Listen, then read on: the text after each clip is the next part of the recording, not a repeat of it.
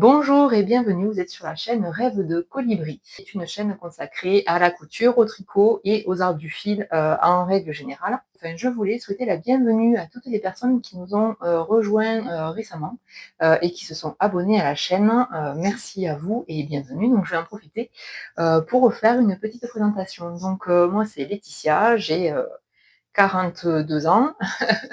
Je suis une tricoteuse assidue et une couturière du sud-ouest de la France, basée plus précisément entre Toulouse et Castres, mais je pense qu'à mon accent, vous l'aurez reconnu. Et je suis aussi la créatrice derrière la marque de patron couture Rêve de Colibri, qui est une marque de patron pour femmes. Voilà.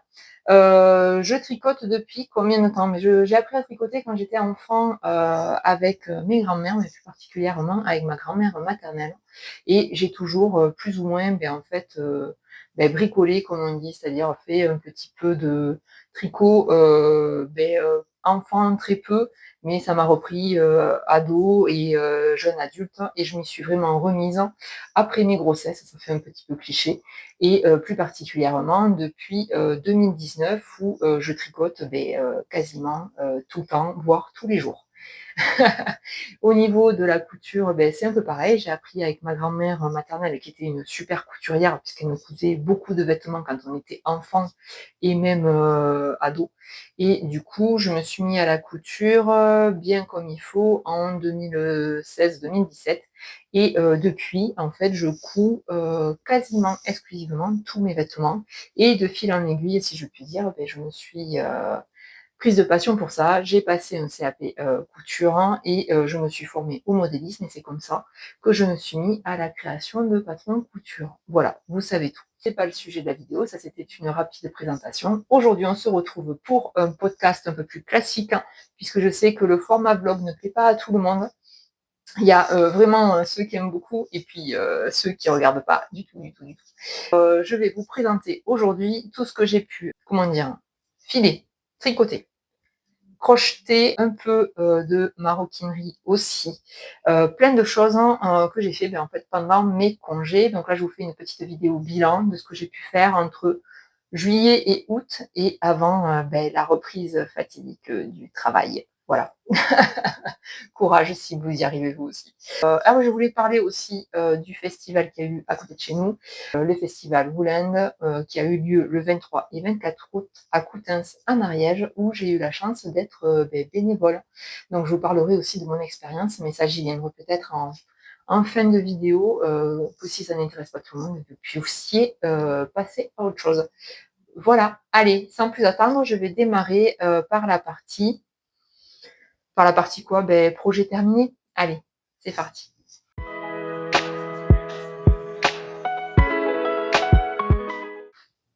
Donc, au niveau des projets terminés, j'ai fait beaucoup de choses que vous n'avez pas vues, ou peu vues, oui, ou pas vues du tout. Donc, par quoi je démarre? Je vais démarrer par la partie maroquinerie, ce qui est vraiment pas habituel sur cette chaîne. Je ne sais plus si je vous en ai parlé pendant les vlogs, il me semble que oui. J'avais eu pour Noël un kit de couture de sac à main, qui vient de chez Dunelace. Bon, je vous mettrai le lien en barre d'infos. Il faut savoir que le même kit se trouve sur d'autres sites et vous le toucherez à un autre prix.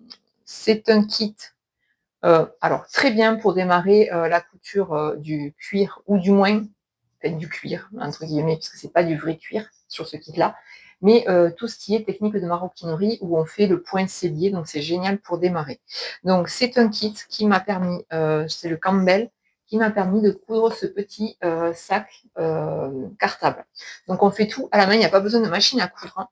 L'avantage de ces kits-là, c'est que vous avez toutes les pièces qui arrivent déjà prédécoupées. Je vous l'avais montré, il me semble, et où en fait vous avez toutes les pièces qui sont pré-percées à intervalles réguliers, et tout vient s'assembler comme il faut ensemble, et on assemble tout au point sellier, c'est-à-dire vous faites un point, comment dire, un point avant, vous sautez un point avant, tac, tac, tac, tac, tac, tac, tac, je sais pas comment vous dire. Et avec un deuxième fil, avec le même fil, en fait, vous mettez un grand fil, vous mettez une aiguille de chaque côté, vous passez l'aiguille dans le premier trou jusqu'à la moitié du fil, et vous commencez à coudre au point avant tout autour. Et après, vous venez compléter les vides.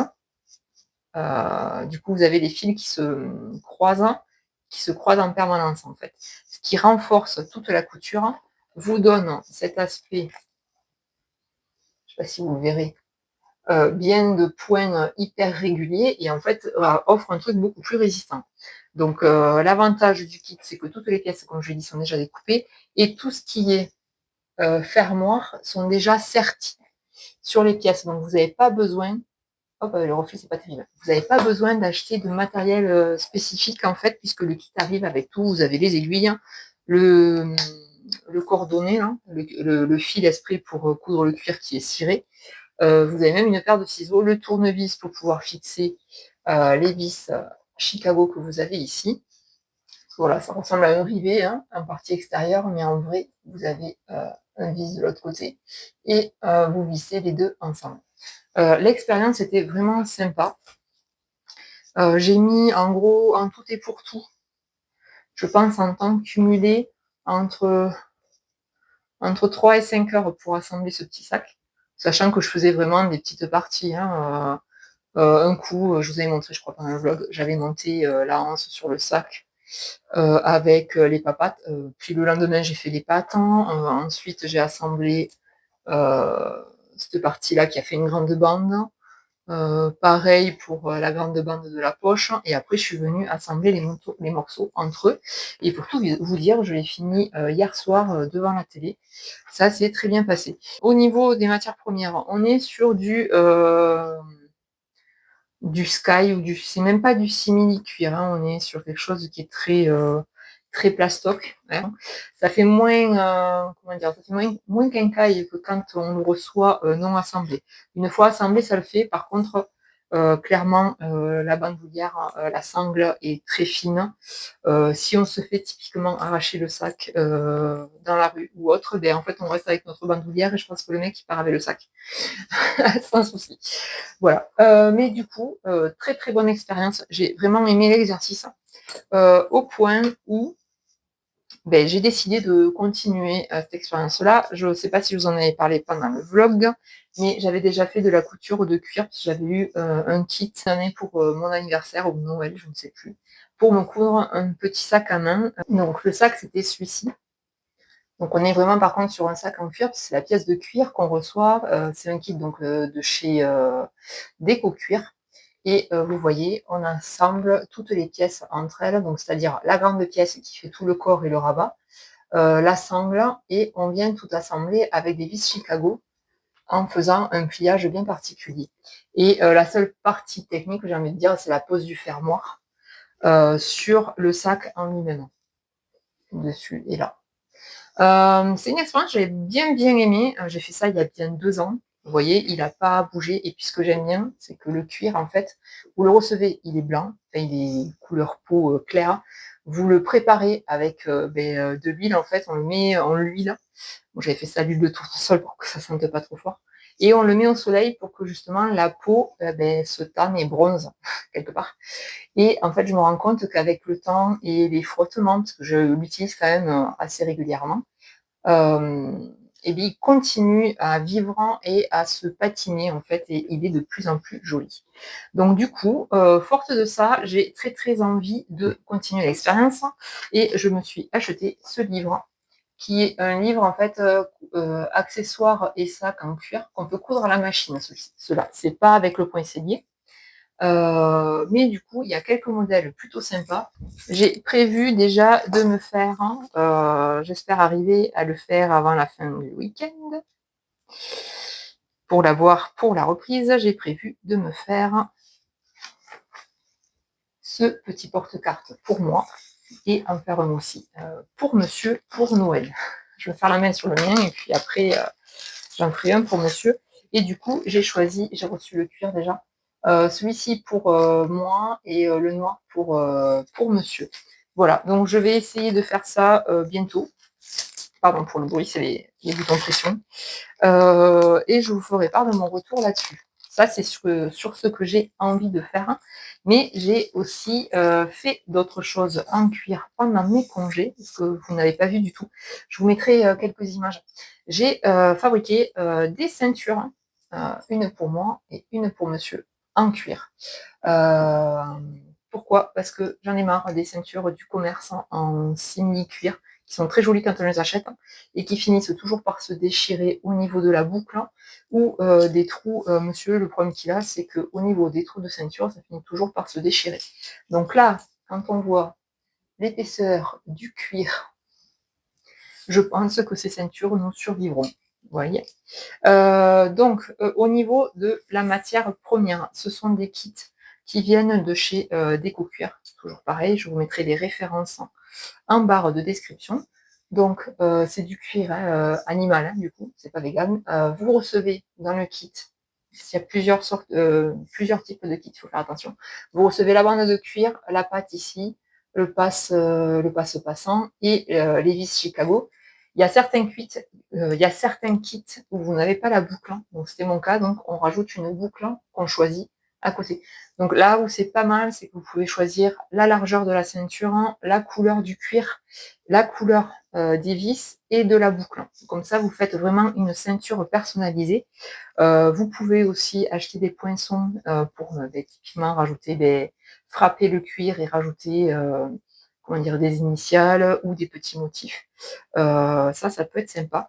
Mais du coup, je suis assez contente du résultat. Au niveau expérience, je voulais suivre le tuto et j'avais acheté un poinçon qui sert n'importe pièce, pas un poinçon, qui sert en fait à faire les trous ici. C'est quelque chose que j'avais utilisé pour faire le sac. Donc quand je vais vous comparer la différence d'épaisseur de cuir. Le sac, on est sur ça, et la ceinture, on est sur ça. Donc sur le sac, pour enlever et faire des trous à l'emporte-pièce, aucun problème. Sur la ceinture, je n'y suis pas arrivée. Heureusement, j'ai fait du scrapbooking pendant des années, donc j'ai une crop. Vous savez, les grosses perforatrices qui coupent du carton et tout. Donc j'ai réussi à faire les trous pour justement mettre les vis dans la ceinture. Parce qu'en fait, vous recevez une bande. Donc en gros, attendez, j'ai le papier là. Vous pouvez faire une ceinture avec un kit de la taille 34 à 54. Vous recevez le même kit pour tout et en fait, vous faites juste que recouper la bande de cuir à la longueur qu'il vous faut. Voilà. Mais du coup, il faut savoir qu'il faut s'armer quand même de patience pour arriver à percer le truc. Et moi, j'y suis arrivée parce que j'avais ma crop. Sinon, je pense qu'à l'emporte-pièce, j'y serais pas arrivée. Donc, je vais vous la passer. Je sais pas si j'ai assez de recul, mais je la trouve plutôt sympa. Bon, vous voyez rien, hein. Bon. Mais je vous assure, elle fait le tour. Et sur un jean, elle ira très bien. Je me suis dit que la couleur comme ça, vraiment, comment dire, marron naturel en fait, ça va avec tout. D'autant plus que j'ai des boots de cette couleur-là, donc pour l'hiver avec un jean, ça sera raccord. Monsieur, lui, voulait quelque chose de peu plus sobre, donc on est parti sur du noir pour aller soit avec les jeans, soit avec les pantalons de costume quand il doit en mettre. Voilà. Mais du coup, je trouve que c'est super sympa. Ça se fait, je crois que pour faire une ceinture avec la cropadille, j'ai mis moins de 10 minutes entre recouper la longueur de la ceinture, faire les trous et tout assembler. Nickel. Et je me dis que ça, pour des cadeaux de Noël, en vrai, c'est quelque chose de... c'est un petit budget, mais ça reste un beau cadeau parce que c'est d'une belle matière, c'est rapide à faire. Et pour un homme, je pense que plutôt que tricoter un bonnet pour quelqu'un qui n'en a rien à faire, ça peut être un bon cadeau. Voilà, à moins que ce soit quelqu'un qui porte toujours des joggings, et là ça marche pas, mais quelqu'un qui porte des jeans ou des pantalons de costume, une belle ceinture, c'est vrai que ça peut être une super idée. Voilà, ça c'est pour la partie maroquinerie. Si jamais le sujet vous intéresse, n'hésitez pas à m'en faire part en barre de description, auquel cas je vous en parlerai un petit peu plus souvent, parce que c'est sûr, c'est quelque chose qui va revenir, même si on n'est pas dans les arts du fil, on reste dans la bricole et le do it yourself. Donc, pour continuer, je regarde, parce que j'ai tout amené là, on va revenir sur les arts du fil, et sur ça. J'ai enfin fini de filer une tresse que j'ai depuis au moins 2 ans, qui est en fait du fil naturel. Ne me demandez pas ce que c'est, j'ai perdu le papier, je ne sais pas du tout ce que c'est comme matière, mais je suis assez contente parce que je commence à m'améliorer. Donc ça c'est pour les fileuses. Mauvais exemple d'ailleurs, je montre le fil où il y a un mauvais retour. Mais je commence à m'améliorer et à faire un fil de plus en plus fin. Là, c'est un retour à 2 brins et je pense ne pas être loin de la fingering, voire du sport, plutôt sport. Je voulais du coup libérer mon rouet pour filer une petite merveille que j'ai trouvée à Woolend. C'est marrant, je voulais vous en parler à la fin, mais je vous la montre maintenant. J'ai trouvé une superbe tresse chez Déborah, je crois qu'elle s'appelle Les Petites Potions. Tac, je vous montre son étiquette parce qu'elle est vraiment très très jolie. Donc c'est une tresse où on a du bleu, du violet, du rose, du vert, enfin du flashy, du plus sobre. Vous y voyez rien avec la luminosité d'aujourd'hui. C'est comme d'habitude, vous avez l'habitude. Donc c'est une fibre que je ne connais pas, ça s'appelle, c'est du rambouillet, mais c'est de moelleux, mais c'est juste exceptionnel. Donc je pense que je vais me régaler à filer ça. J'espère arriver à faire une grosseur sport, fingering, je pense pas, mais au moins une grosseur sport ou d'éclat pour pouvoir soit l'intégrer sur un jacquard, soit pouvoir en faire un petit accessoire genre un col ou autre. Voilà, donc ça c'est quelque chose que vous reverrez bientôt parce que j'ai très très hâte de le filer. Et j'avoue que hier, pareil, je vous mets des petites images de ci, de là. J'ai ressorti mon rouet que je ne touchais pas parce qu'en fait, j'avais peur de l'avoir cassé parce qu'il tourne plus très rond. En fait, quand il tourne, il fait un bruit comme si quelque chose coinçait parce que j'ai voulu, il y a quelque temps, changer la courroie de mon rouet et bon, c'est pas je pense, et j'ai trouvé une courroie qui normalement était à la bonne dimension mais resserrée trop et a un peu forcé l'axe de mon rouet, donc je suis un peu contrariée, mais j'ai quand même pu, avec de la ficelle à rôti, réparer mon rouet, changer la courroie, faire ça avec de la ficelle à rôti, et ça marche. Bon, il fait un drôle de bruit. Je vois qu'il y a effectivement quelque chose qui est plus trop dans son axe. Malheureusement, si c'est le bois qui est faussé, je pourrais pas faire grand chose. Mais j'ai pu au moins faire mon retour, libérer mon rouet.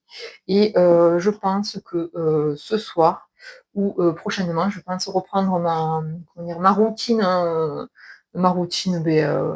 oui, où en fait je faisais du filage tous les dimanches soirs pendant une petite heure, pendant que les enfants finissaient de ranger, prenaient leur douche. C'est vrai que c'était mon petit rituel en fait de faire ça. Je réquisitionne la télé, je me mets devant avec mon rouet pendant une petite heure et au moins ça en avance et je pense que ça va être super sympa. Donc je vous recommande les petites potions. Elle a un choix de fibres à filer assez sympa, donc elle teint elle-même. Et vous avez vraiment de la fibre très sobre, mais aussi des choses un petit peu plus flashy. J'ai hésité avec un autre qui était beaucoup plus dans les bleus, un autre qui était un peu plus dans les violets, et elle en avait un qui était blanc, avec vraiment comme des speckles en fait, fuchsia, mais un fuchsia très soutenu. J'avoue que j'étais plutôt curieuse en fait de voir le résultat. Je suis partie sur celle-là parce que j'avais vraiment envie de voir ce que ça pouvait donner une fois filé. Voilà. Mais du coup, ça, je vous en reparlerai très très vite. Vous voyez, j'ai la banane. Donc ça, c'est pour la partie filage. Pareil, c'est quelque chose dont je ne parle pas souvent ici, puisque en fait, je file pas vite. Je file pas encore très bien, même si je vois que je suis en train de m'améliorer. Mais c'est des choses que vous verrez, j'espère, un peu plus souvent. On va passer à la partie projet terminé en tricot. Qu'est-ce que j'ai? J'ai des petites chaussettes. Donc celles-là, vous les connaissez, puisque je vous les avais présentées dans un des précédents podcasts. J'avais fait la première. Et maintenant, on a la deuxième. Donc ce sont de très très très jolies chaussettes. Je vous mettrai le nom ici, puisque je ne m'en souviens pas. Ce sont des chaussettes avec une belle dentelle sur la tige, qui normalement se font en... Comment je peux vous montrer ça? Normalement se font en uni, mais moi j'ai décidé de faire la tige en contrastante et après d'utiliser de l'autorayante pour faire le reste du corps. Au niveau construction, c'est simple, on commence par la tige, on fait ce superbe motif de dentelle, qui se répète 4 fois, ben oui, 4 fois, et où vous avez en fait des mailles en vert qui séparent le motif, et ces mailles en vert se poursuivent sur la tige et sur le dessus du pied. On ne le retrouve pas en fait, pour des questions de confort, sur le pied, sur le dessous du pied, pardon. Et ensuite, vous avez, comment il s'appelle lui, un talon en rang raccourci. Donc, au niveau du patron, c'est un patron qui est gratuit sur Ravelry. Je ne me souviens plus la créatrice, je ne me souviens plus le nom, mais comme je vous ai dit, vous avez le nom ici ou en barre de description. C'est un patron en portugais. Mais j'ai envie de dire, vu que vous avez des explications avec un diagramme, à partir du moment où on a le diagramme sous les yeux, c'est universel. Vous pouvez le faire dans n'importe quelle langue. C'est sûr que si vous n'avez jamais tricoté de chaussettes et que vous ne connaissez pas en fait la construction d'une chaussette, ça sera un petit peu plus compliqué, mais si vous en avez déjà tricoté, vous arriverez à vous en sortir. Au niveau des laines, on est sur de l'autorayante, du bruit des aiguilles, c'est son coloris Rory, de mémoire oui, je crois. Et au niveau du mini, on est sur le violet. J'ai fait donc la tige et le talon en violet. Par contre, les pointes, j'ai continué avec mon autorayante puisque je n'avais pas assez de contrastant pour tout faire. Je fais pas ça d'habitude, j'aime pas. J'aime pas continuer les chaussettes avec la pointe, avec les autorayants. Pourquoi? Ben, vous allez voir, moi qui suis un peu psychorigide, on se retrouve avec des rayures de taille différentes et un petit moyen de rayures au bout. Et moi, ça me plaît pas. Mais bon, là, je pouvais pas faire autrement. Et puis finalement, je me dis que ça passe. Voilà. Donc elles vont rejoindre ma boîte. Je sais pas comment les tenir. Elles vont rejoindre ma boîte de chaussettes et elles attendront tranquillement que l'automne revienne. J'ai de quoi, au niveau du fil, j'avais pris un écheveau de 100 grammes, pensant que ça plairait aussi à ma fille. Et du coup, quand elle a vu, elle m'a dit « Oh non, il y a du violet, j'en veux pas ». Donc j'ai largement de quoi me faire une deuxième paire basique en auto-oriente. Par contre, je n'ai plus de mini pour l'associer avec. Donc il faudra que je voie avec quelle couleur, ou alors je serai obligée de refaire une commande. Il faudra pas me pousser bien fort quand même. Voilà, donc ça c'est pour les chaussettes. Voilà, patron somme toute simple. La dentelle, c'est que des on va dire maille endroit, maille envers, jeté, j'ai jeté et tricoté ensemble. Donc là-dessus, rien de bien compliqué.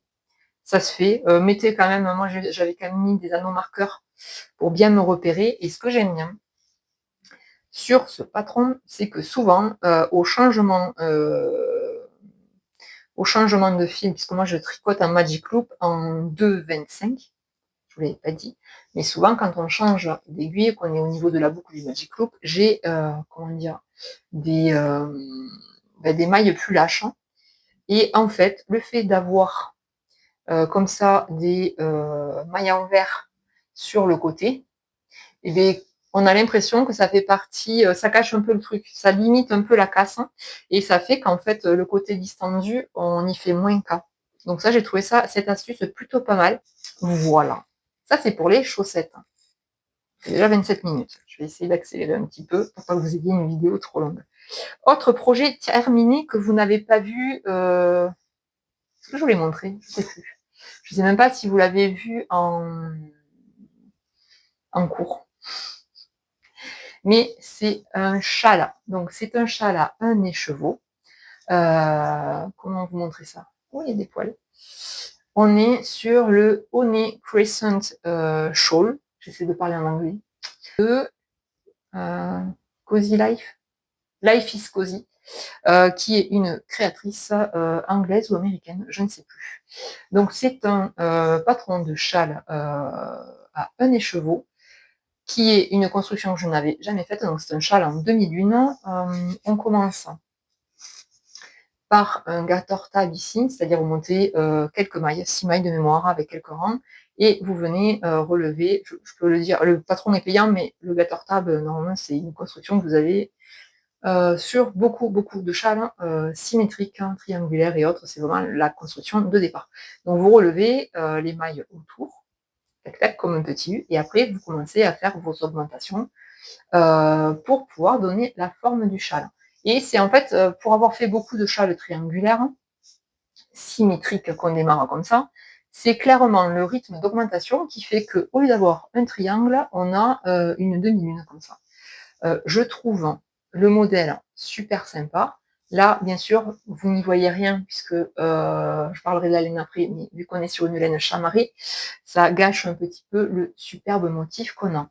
Donc, on est sur un châle, comme je vous ai dit, demi-lune, mais où vous avez une alternance de sections. Donc, on a une section en point mousse, une section en jersey, une section avec des jetés, de nouveau du jersey, du point mousse, et ici, on a un point, je ne sais pas si vous le verrez bien à la caméra, où en fait, on fait des jetés et on augmente beaucoup, beaucoup, on augmente de manière sévère sur un rang et on vient ensuite rabattre quelques rangs après, ce qui donne cet entre-là en fait de points. Et après on refait pareil, on continue les alternances. Qu'est-ce que j'aime dans le tricot? Vous allez voir. C'est un peu de la déformation professionnelle. Moi, j'ai appris la mécanique des matériaux, vous voyez, comportement de l'acier, quand on tire dessus, au bout d'un moment, il est élastique, il se truc, il casse, il revient ou il revient pas, il finit par casser, pareil pour le béton. Et ce que j'aime dans le tricot, c'est à peu près la même chose, c'est-à-dire voir comment, c'est pour ça aussi que j'aime bien le filage, voir comment une fibre va se comporter en fonction de la torsion et de la force et de la direction qu'on va y donner. Et clairement, là, c'est typiquement le genre de truc que j'aime, parce que on va tricoter la maille d'une certaine manière, on va mettre une longueur de fil avec le jeté ou les augmentations, et le fait d'augmenter fortement et de diminuer derrière fortement va vraiment donner une forme au fil et à la laine, et moi je trouve ça génial. Ouais, on se fait plaisir comme on veut. Oui, comme on peut aussi. Voilà. Donc du coup, ça, j'ai vraiment aimé l'expérience. Au niveau des modifications, normalement, le patron prévoit de le tricoter en 4,5 et 5.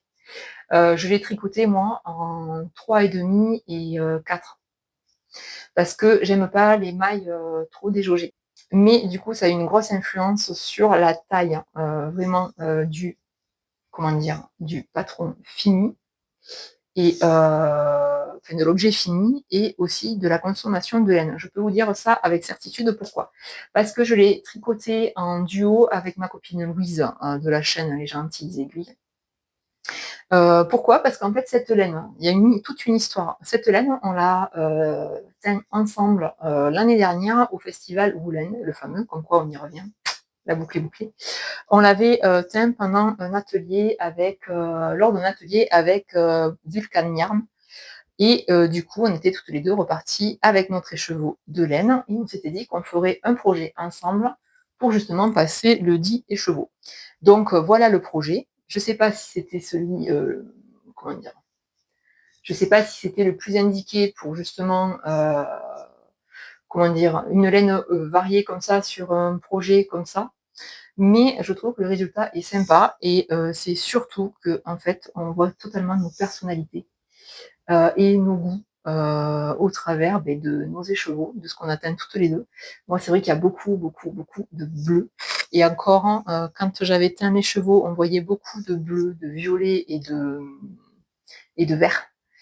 Presque on aurait dit les nénuphars de Monet, quoi, vous voyez. Et enfin, quelle humilité. Et Louise a été vraiment sur des couleurs beaucoup plus, mais vraiment tout ce qu'elle porte, c'est-à-dire du vert, du rose, du blanc, un peu de jaune, enfin vraiment.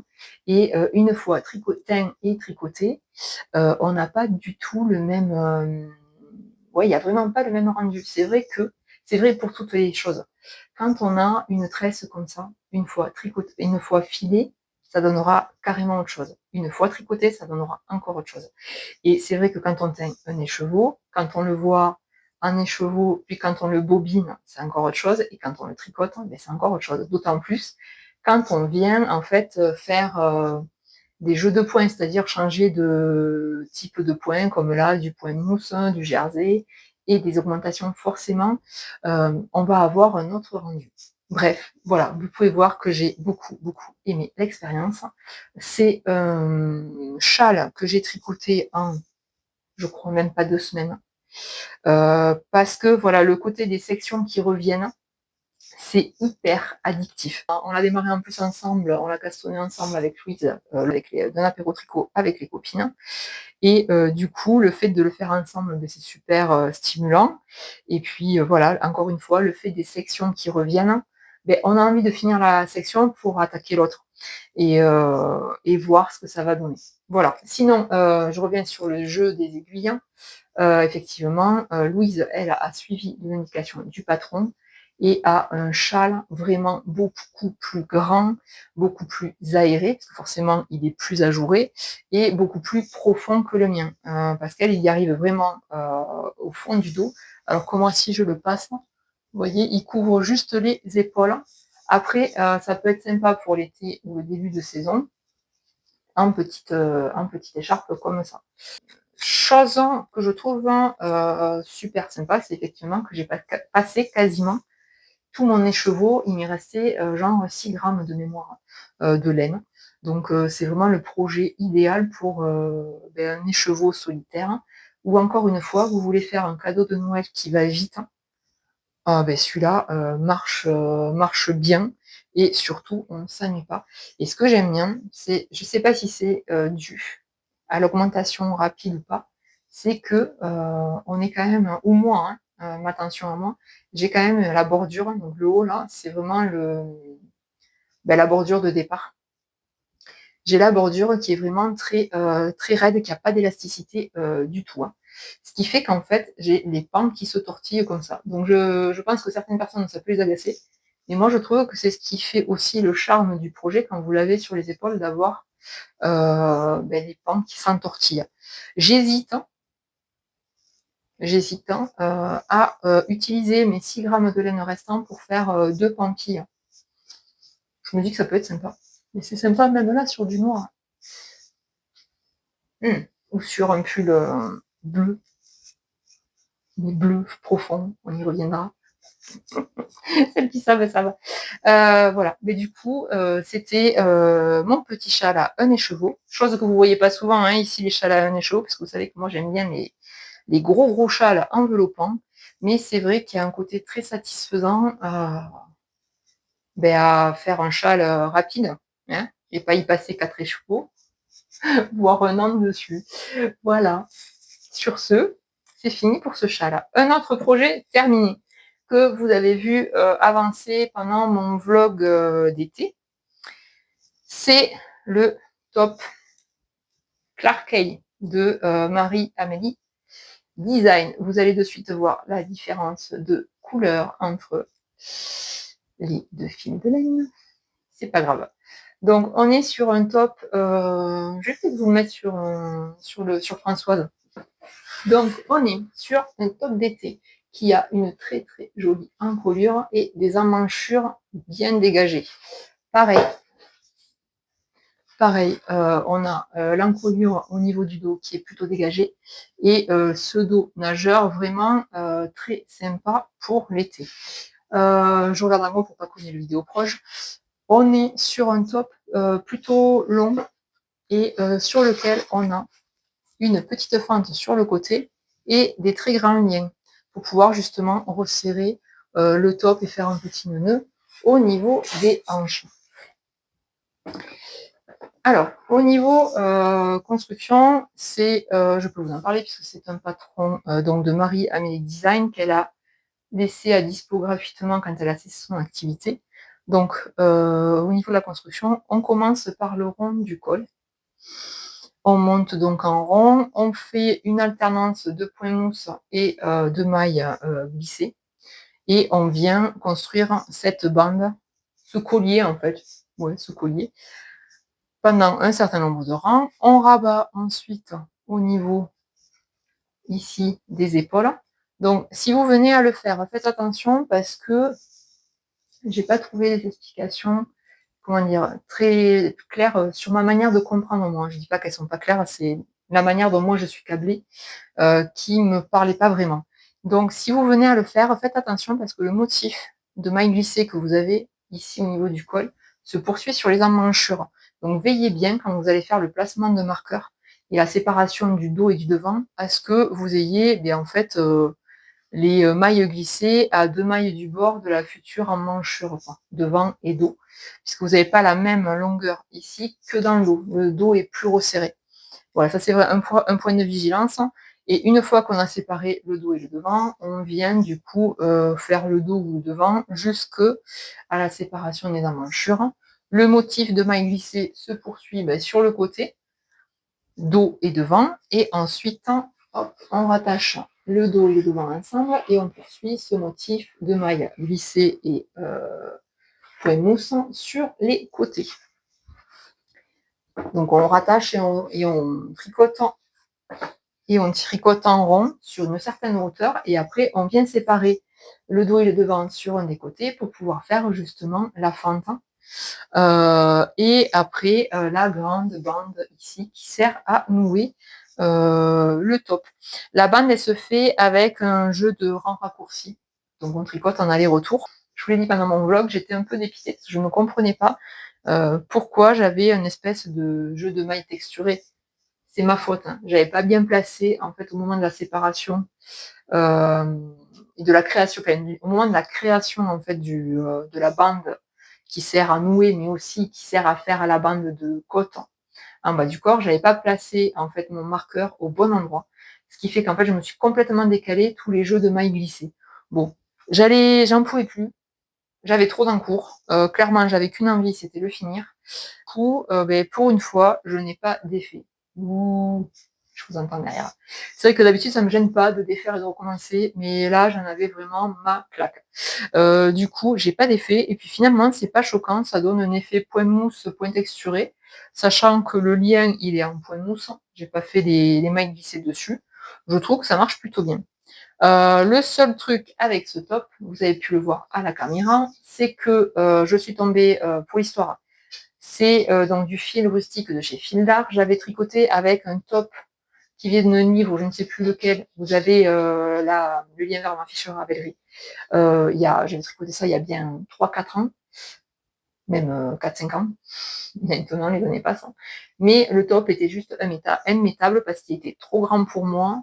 Les épaules, les bretelles se détendaient constamment au point où, ce que je vous avais raconté, j'étais partie faire les courses de rentrée avec mes enfants et je m'étais retrouvée avec le top presque plus bas que mon soutien-gorge. Donc j'avais fait des nœuds aux bretelles pour pouvoir au moins rester décente le temps des courses et rentrer chez moi. Donc de la colère, j'ai tout détricoté, j'ai récupéré le fil, je l'ai même pas lavé, défrisé, pour vous dire. Et je suis partie en quête d'un top dans le même échantillon, puisque bon, je savais que j'allais avoir le même échantillon, et je suis partie sur le Clarkey. Sauf que arrivé au niveau du nombril, j'avais plus de fil. Du coup, je suis allée chez ma mercière qui en vendait toujours, rechercher du fil, sauf que du coup, on n'est pas du tout sur le même bain, et visuellement, ça se voit beaucoup. Donc, je vais le prendre et je vais le teindre. Comme ça, foutu pour foutu. J'ai envie de dire, au moins, il a une chance de s'en sortir. Donc, je vais le teindre pour que justement, il ne soit pas perdu et que cette différence de teinte soit atténuée. Et puis, c'est surtout que je me rends compte que quelque chose de blanc comme ça, j'aime pas. Sur moi, c'est trop blanc. En fait, c'est trop blanc flashouille, en fait. Donc, c'est pas forcément ce qui me va bien non plus au teint. Voilà, donc le Clarkey, pareil, je l'ai tricoté en 1 mois et demi, parce que vu que je suis tombée en panne de fil et que j'avais jamais l'occasion d'aller chercher ce qu'il fallait, il était resté un petit peu en souffrance, en attente. Mais entre-temps, j'avais alterné avec le châle et j'avais démarré un autre en cours. Donc du coup, sans transition, on va passer aux encours.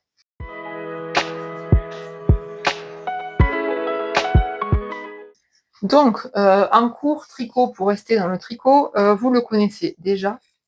On est sur le top Cadaqués, qui pour le coup est très très rouge. C'est le top Cadaqués Light. d'Atelier Émilie. Donc, quand on s'est vu la dernière fois, j'avais mis un nanomarqueur ici, j'ai tricoté tout ça. Donc, le top Cadaqués, il est connu et reconnu, il a été tricoté plein de fois. Il faut faire attention parce que vous avez deux versions, une version fingering et une version DK. La DK, chez moi, c'est clairement trop chaud. Déjà, le Clarkey, il est en DK, voire, je crois qu'il est même donné pour du worsted comme fil. Autant vous dire que je le mets vraiment au début du printemps et là, maintenant, fin août, début septembre, parce qu'après, au gros de l'été, ici, j'ai trop chaud. Mais lui, voilà, je reviens sur le Cadaqués. Du coup, c'est la version light que je tricote, très pratique à vous montrer, que je tricote en knitting for olive, leur mélange mérino et coton. Donc, au niveau de la construction, je vais vous en parler vite fait. Moi, je tricote la plus petite taille en aiguille 3 mm. C'est une longue balade. Donc, on démarre par faire les bretelles en torsade.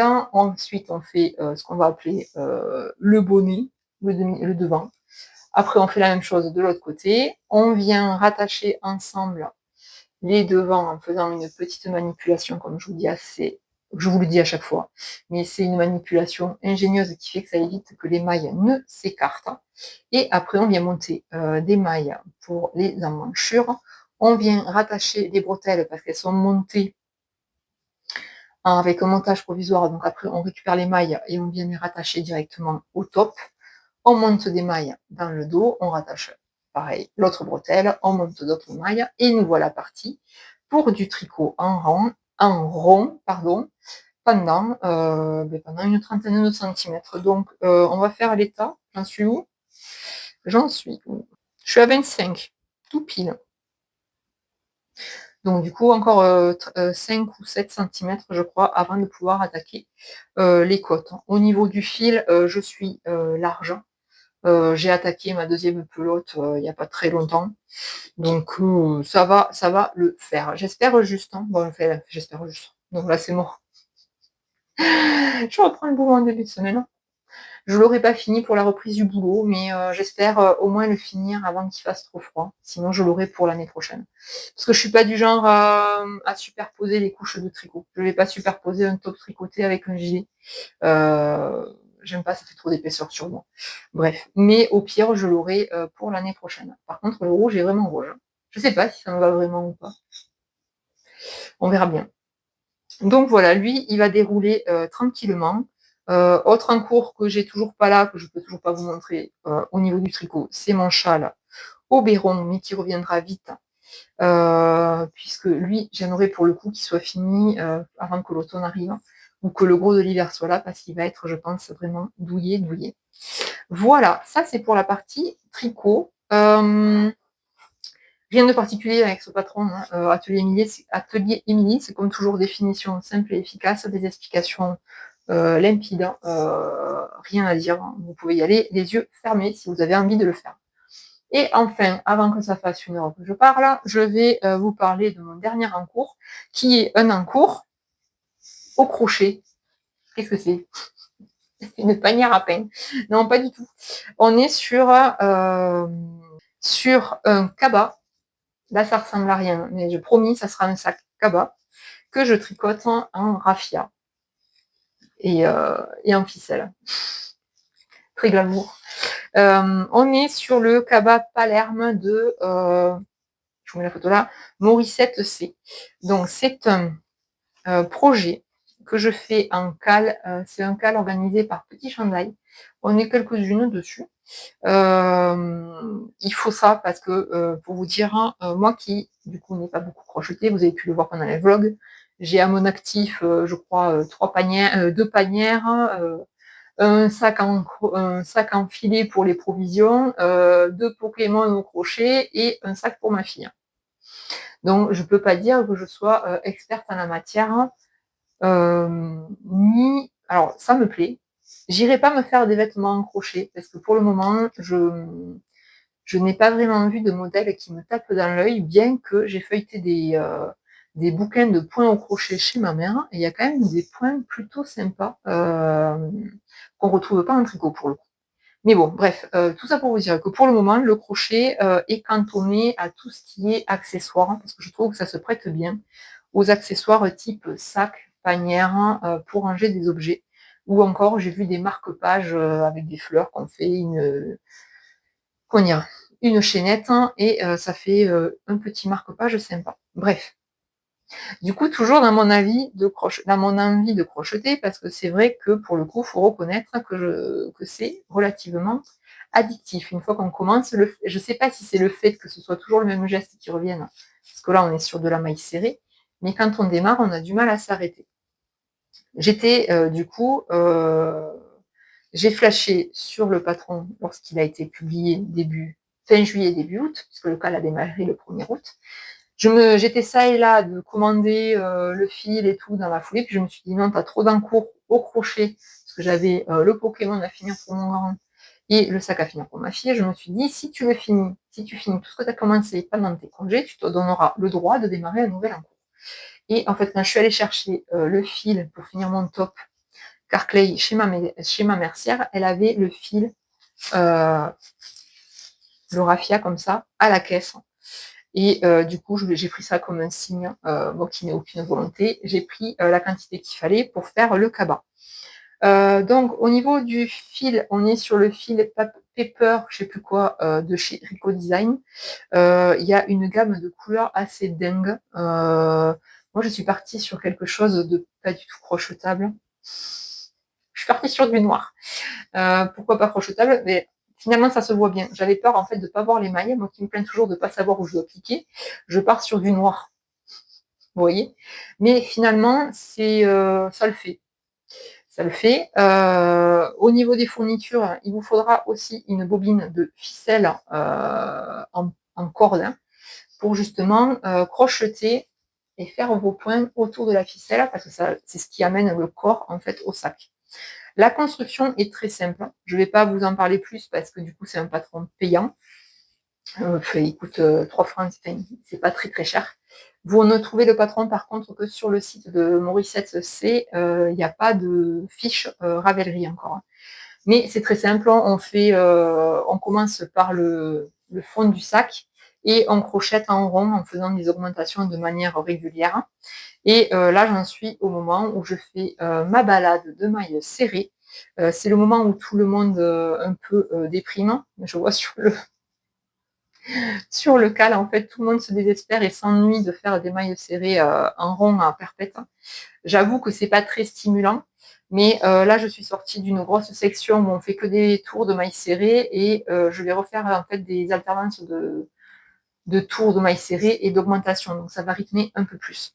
Donc, ça va suivre son cours tout doucement. Je l'imagine bien une fois fini, parce qu'en fait, on vient faire des anses en tissu dessus. Donc, je trouve ça génial parce que ça peut permettre, pour nous couturières, quand on a des chutes de tissu, genre on s'est fait une belle robe d'été, et on a son petit sac noir avec la anse qu'on peut venir changer et faire avec les chutes de tissu de sa jolie robe. Et je me dis que ça peut faire un super accessoire, justement. Je n'en ferai pas, je peux vous le dire déjà, je ne ferai pas 1000 fois le même cabas. Déjà, je vais faire celui-là, ça sera bien, parce que c'est quand même relativement douloureux. C'est vrai que si vous me suivez, vous savez que le crochet, je le dis souvent, je crochette pas beaucoup parce que j'ai de suite très mal dans les mains. Et là, même les crocheteuses du groupe reconnaissent que le raffia, faut y aller, quoi. C'est pas du coton qui a une certaine souplesse, parce que déjà pour faire les mailles, il faut tirer bien comme il faut parce que ça ne glisse pas. Mais ouais, donc du coup, c'est quand même assez douloureux, donc je ne ferai pas 50 fois le même projet. Ou alors, il faut qu'il y ait un espace dans le temps suffisamment long pour pouvoir avoir envie de le faire. Voilà. Lui, bon, il sera pas fini avant la fin de l'été. C'est dommage, mais parce que c'est vraiment le sac en raffia, je trouve que c'est vraiment un accessoire estival par excellence. Mais au pire, il sera prêt pour l'année prochaine. Et je me dis que même en noir, pour aller chercher le pain ou autre, j'ai envie de dire, ça s'y prêtera très bien. Mais il va être quand même relativement grand. Là, il est quand même bien large. On y est sur... Ouais, il doit faire 38 cm de large pour le moment, le fond. Et au niveau de la hauteur, non, sur le patron, c'est écrit. Mais je ne m'en souviens plus. Après j'espère avoir assez de fil parce que j'ai déjà passé, une bobine, de fil papier pour faire le fond et là la deuxième est bien entamée et j'en ai une troisième en attente puisque normalement on le fait avec 150 mètres de raffia. Donc je vous tiendrai au courant, de son avancée. Voilà, bah, écoutez, sinon c'est fini pour la partie tricot, projet terminé, en cours. Je vais faire, une, rapide, comment dire? Parenthèse sur le festival Woolend. Pour ceux et celles que ça n'intéresse pas, beh, on peut se quitter là et je vous dis à très bientôt. Mais pour les autres, beh, vous pouvez rester. Allez, à bientôt. Non, restez.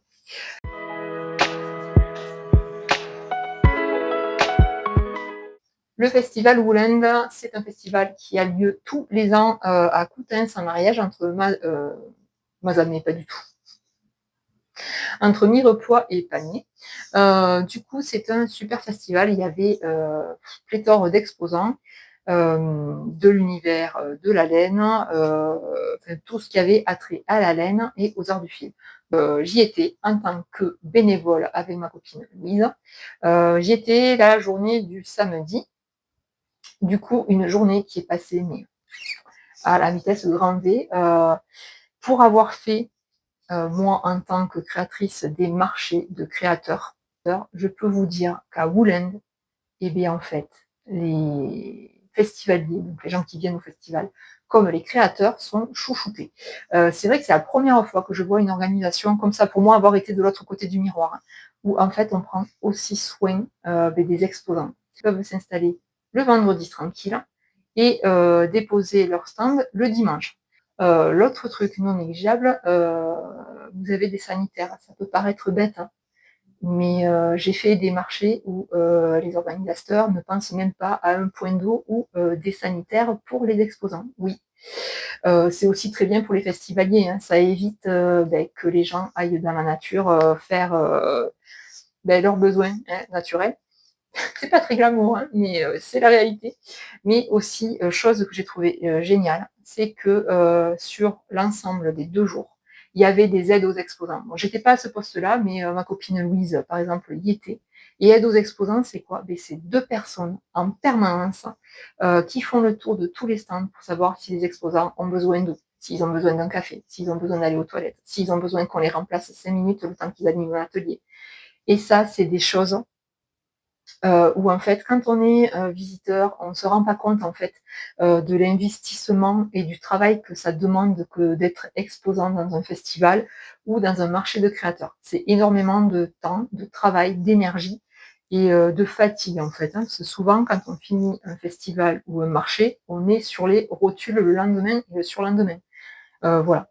Mais bon, tout ça pour dire que c'est un super festival et j'étais vraiment très contente d'y être en tant que bénévole parce que du coup, ça m'a permis d'être de l'autre côté sans avoir pour une fois à gérer mon stand et ça, c'était très chouette. Stand que vous ne verrez plus, hein, puisque vu que j'ai arrêté les produits physiques, hein, c'est pas demain la veille que je vais recommencer les marchés en tant que créatrice. Ça, c'est une parenthèse.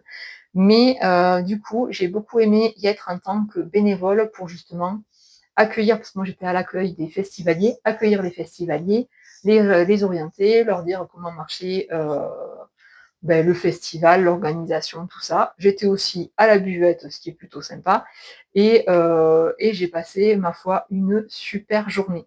Je gérais, j'ai géré en gros la pêche au canard aussi, ça c'était trop chouette. Il y avait une pêche au canard. Si jamais vous venez au festival Moulin, sachez qu'il y a une pêche au canard pour les enfants. Donc ça c'est bien parce que vous venez, vous traînez toute la famille. Monsieur, il a le manège carré pour aller boire une bière, manger une crêpe. Et les enfants, ils ont la pêche au canard où ils pêchent leur petit canard et ils ont un petit cadeau. Mais pas que, parce que la pêche au canard, c'est aussi pour les adultes. Donc on n'est pas sur le même tarot. Vous avez juste un canard à pêcher avec une canne à pêche juste pas possible. Donc il faut se le gagner. Mais en fait, personne n'est perdant. C'est mieux que la tombola. Vous pêchez un canard, vous repartez avec un cadeau de minimum le prix de votre mise. Donc je trouve ça comme idée géniale. Et puis c'est surtout que c'est super marrant.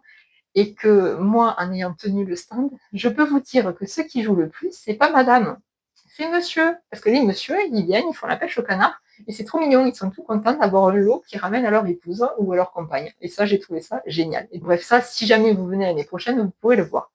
Donc du coup, ça c'était pour, ce que j'ai pu faire, l'accueil et tout ça. Rencontrer des gens, discuter. C'est vrai que, du coup, ce qui est pas mal, c'est que souvent, beh, dans ces événements-là, j'ai envie de dire, il y a beaucoup de tricoteurs, tricoteuses, crocheteuses qui viennent, mais pas que. Il y a aussi des gens qui, en fait, passaient par là parce qu'ils étaient en vacances et ont vu, en fait, un marché de loin, se sont arrêtés et ont découvert l'univers du tricot et après, ce sont des gens qu'on a retrouvés, en fin de journée, assis à des tables, en train de boire un coup, avec qui on a discuté parce que justement, ça les intriguait de voir un rassemblement, la secte du tricot, la secte des mailles, quoi. Un rassemblement de gens autant passionnés par le tricot, voilà. Du coup, le soir, ce qui était sympa à savoir, c'est que le samedi soir, il y a un tricoté qui est organisé. Il faut réserver sa place, hein, parce que vous avez votre assiette pour votre repas avec votre boisson. Et du coup, vous vous installez, vous mangez. On est sous les luminaires le soir, on est à la fraîche, la journée est passée et on est tous très bien. Les exposants sont détendus, les bénévoles aussi, et vous avez aussi des gens, des festivaliers qui sont restés. Et ça permet en fait de papoter et d'échanger autour d'une passion commune, quoi. Voilà. Et entre parenthèses, c'est Woolen Music, puisque vous avez aussi, ça je vous l'ai pas dit, mais des concerts tout au long du week-end. Voilà. Donc ça, c'est pour le festival en lui-même. Et ensuite, au niveau des exposants, il y avait vraiment une liste d'exposants longue comme le bras. Je ne saurais pas tout vous dire. Dans ceux dont je parle, il y avait l'N-Select que j'avais vu, moi, à la fête du fil, il y a 2 ans à la Bastille de Rouerou, donc je l'ai retrouvé. Vous aviez Célène, vous aviez le fil vagabond, je crois qu'elle s'appelle, Gladys, que j'ai beaucoup aimé, qui teint à l'indigo. Vous aviez Vulcan Yarn, vous aviez Loubiloun, qui malheureusement cesse son activité de teinture pour se lancer, si j'ai bien compris, dans le design de patron. D'autres personnes, je ne citerai pas tout le monde, sinon on va y passer la journée. Mais vous aviez donc Shade by Audrey, où je me suis arrêtée. Donc c'est une teinturière de laine qui est de la région toulousaine, puisqu'elle est de Plaisance-du-Touche, donc de l'autre côté de Toulouse, mais ça fait pas très loin. Et en fait, j'étais à la recherche des chevaux bleus, mais vraiment, je voulais un bleu très profond et très prononcé. J'ai fait le retour de plusieurs stands. C'était déjà samedi à fin d'après-midi. Donc, il y avait eu déjà pas mal de monde et du monde qui était passé. Et du coup, des quantités pulls, il n'y en avait pas partout. Donc, j'étais d'abord allée chez Laine Select, mais du coup, la laine que je voulais, elle n'avait qu'un écheveau, donc pour un pull, c'était mort. Et du coup, après, j'ai fait d'autres tours, mais je n'ai pas trouvé mon bonheur. Par contre, je l'ai trouvé chez elle. Et on est exactement sur ce que j'aime. Je fais pas trop de déballage d'habitude, mais là, quand même, c'est une jeune teinturière, ça fait qu'un an qu'elle existe. Et je trouve qu'au niveau de la teinture, c'est très intéressant parce qu'on a du bleu, mais on a aussi des nuances de bleu. Alors, on est sur un bleu franc, mais on va avoir aussi, je dirais plutôt bleu outre-mer, et après, on va avoir vraiment un bleu limite noir par touche, et je pense qu'une fois tricoté, ça sera très très sympa. Donc, je n'ai que 2 échevaux parce que c'est ce qui lui restait. Je vais partir sur certainement le Ginger cardigan de Mademoiselle Petroni. Parce qu'au départ, je voulais me faire un gilet rosa, puis après, je me suis souvenu qu'il était en déca, donc ça ne marchera pas. Mais il y a aussi le Falesia, je crois qu'il s'appelle, de chez Atelier Émilie. Donc je vais faire bientôt un échantillon, parce que j'ai vraiment besoin de gilets. Je vais bientôt faire un échantillon et je vais voir quel projet y attribuer. Ou alors, avec la tresse que j'ai trouvée chez les petites potions, parce que quand j'ai montré mon butin les nœuds, on m'a dit, mais en fait, les deux vont super bien ensemble une fois filés, ça pourrait vraiment marcher. Après, je ne suis pas sûre d'arriver à faire un fingering au niveau du filage. Eux, je les vois très bien en gilet et je sais que c'est une couleur qui m'ira très très bien. Voilà, donc il n'est pas exclu que vous revoyiez cette marque par ici, parce qu'elle a vraiment un très très joli choix de laine. Et ce que j'aime bien, c'est que c'est de la non superwash en plus, et que là, on est sur du BFL, une base que j'aime beaucoup avec l'alpaga, si vous me suivez. Voilà, voilà. Ben écoutez, j'ai à peu près tout dit. Et sur ce, ben écoutez, je vous dis à bientôt. Je ne sais pas quand, puisque là, on reprend le boulot. Les enfants retournent à l'école, les activités sportives des hommes. Et autres et les autres reprend aussi. Donc on va redémarrer le mois de septembre sur les chapeaux de roue comme chaque année. Et vous, les premiers et les premières, vous voyez de quoi je parle. Justement, ça m'a donné l'idée du blog, de l'article de blog du mois de septembre, hein, justement. C'est comment s'organiser quand on a ben, une rentrée musclée, pour continuer à trouver du temps justement pour tricoter, coudre, surtout couture. Comment on arrive à organiser ces projets couture pour trouver quand même du temps à coudre entre les réunions de rentrée, les réunions d'associations sportives, les réunions au collège, les réunions de... Bref, vous voyez bien, le côté... ça n'a pas démarré, je suis déjà surmenée. Mais bon, voilà, bref. Sur ce, écoutez, je vous dis à bientôt. Je ne sais pas comment conclure, mais on va rester là. Je vous dis à bientôt. Merci d'avoir suivi cette vidéo. Si vous n'êtes pas encore abonné, abonnez-vous. Si vous voulez bien me soutenir, posez un petit pouce et mettez-moi un petit commentaire. Au fond, ça montre à YouTube dès que vous appréciez mon contenu. Moi, ça me montre que je ne fais pas ça pour rien. Et écoutez, sur ce, bonne rentrée, bonne fin de vacances pour ceux qui sont en congé, courage pour la reprise pour les autres, et je vous dis à bientôt.